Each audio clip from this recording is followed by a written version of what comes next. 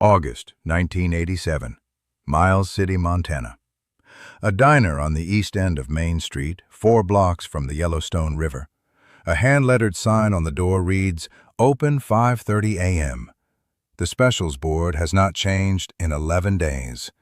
Pot roast on Tuesdays, meatloaf on Fridays, coffee 25 cents, refills free. Lena Marsh is 54 years old. She has run this diner alone since her husband Ray died of a heart attack in the walk-in cooler in March of 1983. She found him at 7 in the morning when she went in for the bacon. He was 57. He had worked that kitchen for 21 years. She did not close for the funeral. She opened the next morning at 5:30, same as always, because the truckers came through at 6 and she did not know what else to do with her hands. That was 4 years ago. She has not taken a full day off since. The diner is called Ray's. After March of 1983, Lena did not change the sign. She told her daughter Helen, when Helen asked, that the name belonged to the building. That was all she said about it. The diner sits on a corner lot between a hardware store that has been closing for 3 years and a barber shop that only opens on Thursdays. 4 booths along the window, 6 stools at the counter, a pass-through window to the kitchen where Lena runs everything herself between 5:30 and 2 in the afternoon. The breakfast rush runs from 6 to 8, ranchers mostly, a few highway patrol. After 8, the place goes quiet with a kind of weight that a city person would mistake for emptiness, but is actually just the sound of a place that has been exactly what it is for a long time. By the end of July 1987, Lena Marsh is behind on the building lease by 2 months. The landlord, Curtis Pruitt, who owns 4 commercial properties on Main Street and keeps his office in Billings, has sent 2 letters. The second one arrived the previous Thursday. She set it on the kitchen counter and did not open it until that night after closing, when the chairs were up and the floor was mopped and there was nothing left to do but read it. The letter said what she already knew it would say: 30 days. She folded it once and put it in the drawer under the register. She has not told Helen. She has not told anyone. She opened the next morning at 5:30. Sam Elliott is 43 years old in the summer of 1987. Roadhouse is still a year away. Tombstone is 6 years away. He is not yet the man America will call its last cowboy, but the shape of him is already there. The mustache no studio has ever successfully asked him to remove.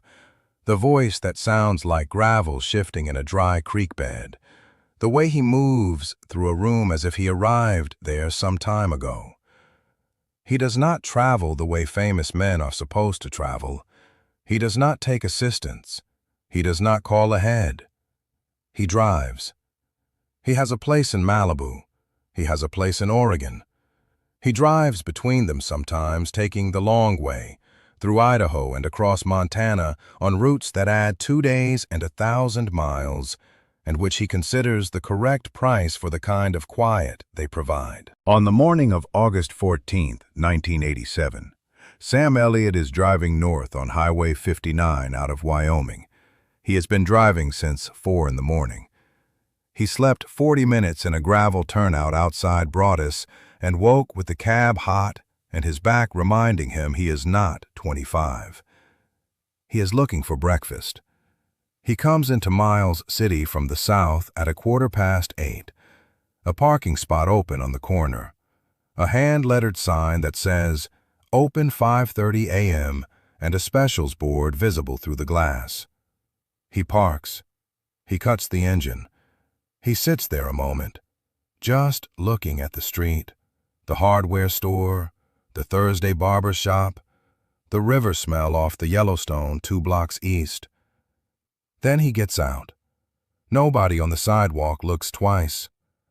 A tall man in jeans and a canvas jacket and a worn Stetson opening the door of a corner diner at 8:15 in the morning. Just a man coming in for coffee.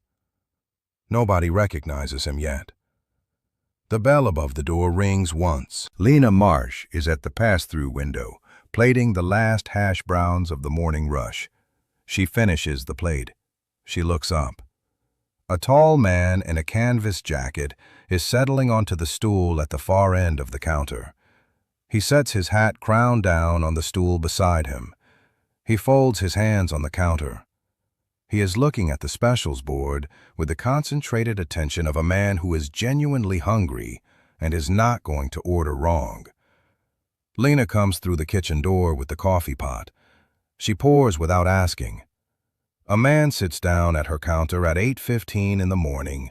She pours coffee. She has done it 10,000 times and does not need to be asked. The man wraps both hands around the cup. He nods once. "Thank you, ma'am." The voice lands on her like a hand on the shoulder.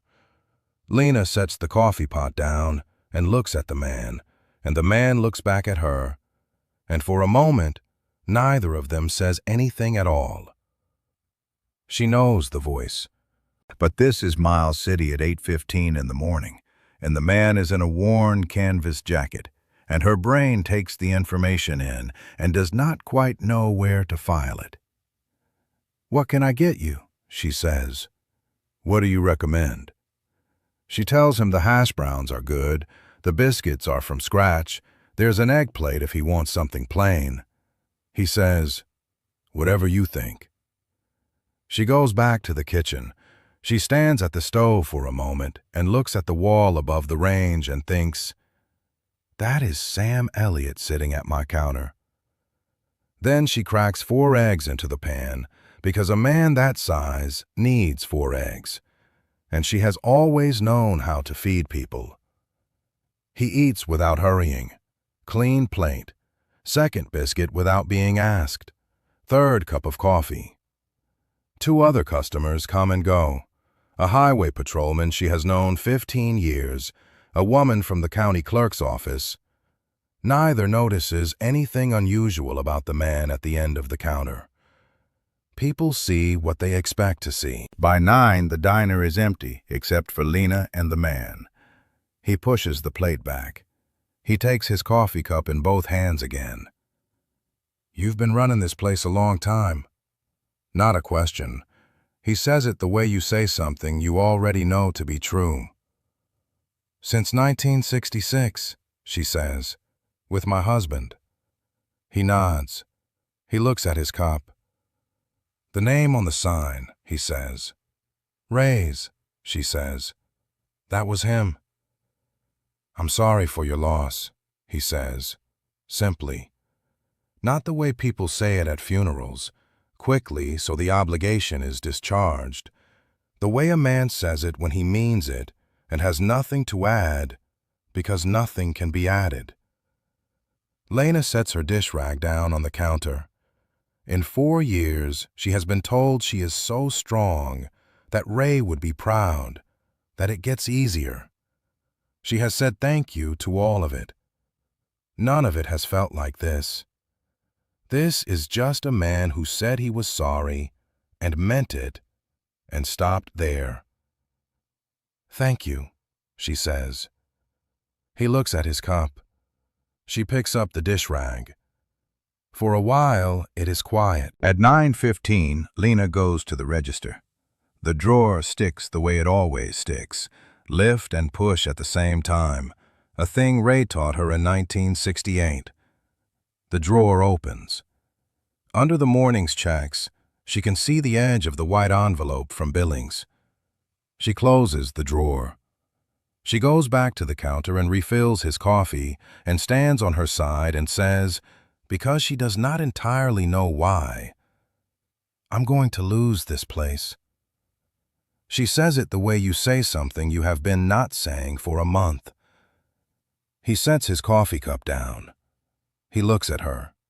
She tells him about the lease, 2 months behind, the Billings envelope, Curtis Pruitt, the number, $860. She tells him she has it mostly figured out. A brother in Glendive offering $600, money saved toward the compressor. But she is $340 short and deciding whether to ask Helen or use the business account and pay the overdraft fee, which Ray always said was the first sign a business was dying. She stops. She looks at her dish rag. "I don't usually do that," she says. He says, "You've been carrying it for a while."